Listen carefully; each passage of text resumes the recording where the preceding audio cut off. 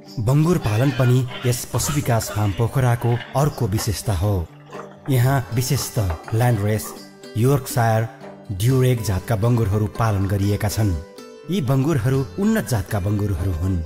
यस पशु विकास फार्म पोखराले फार्मभन्दा बाहिरी क्षेत्रमा बङ्गुरहरूको बाह्य स्रोत केन्द्र स्थापना गरी कृषकहरूलाई आवश्यक पर्ने उन्नत जातका बङ्गुरका पाठापाठीहरू उत्पादन गरी बिक्री वितरण गर्ने कार्य समेत गर्दै आएको छ। यी पाठापाठीहरू 12 जिल्ला लैजानका लागि बिक्री वितरण गरिएका उन्नत जातका हुन्। योर्कशायर जातको बङ्गुरको उद्गम स्थल बेलायत हो। यसको कान ठाडो र निधार चौडा हुन्छ। यस जातको बङ्गुर छिटो बढ्ने र मासु पनि धेरै हुने हुन्छ। यो शुद्ध ल्यान्डरेस जातको बङ्गुर हो। यो सेतो रङको हुन्छ।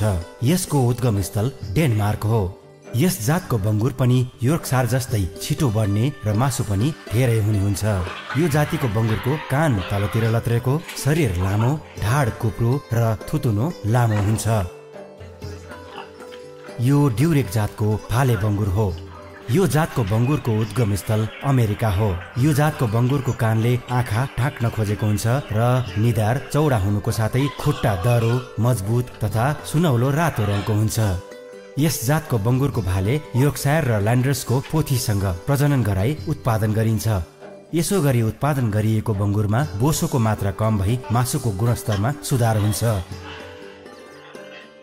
बङ्गुर पालन गर्दा विशेष किसिमको खोर बनाउनु पर्ने हुन्छ।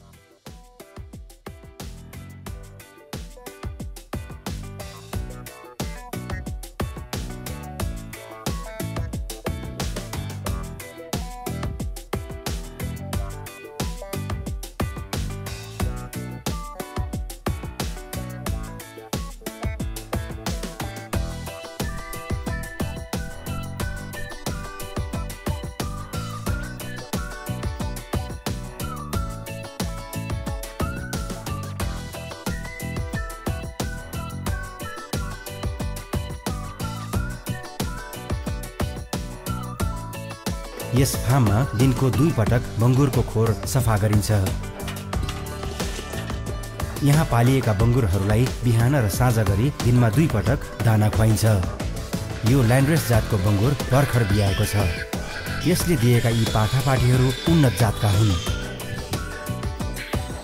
बङ्गुर ब्याउने बित्तिकै उसको नाभि काटेर बाँधिदिनुपर्छ र आमाको थुनमा घाउ नलागोस् भनेर धारा पनि काटिदिनुपर्छ।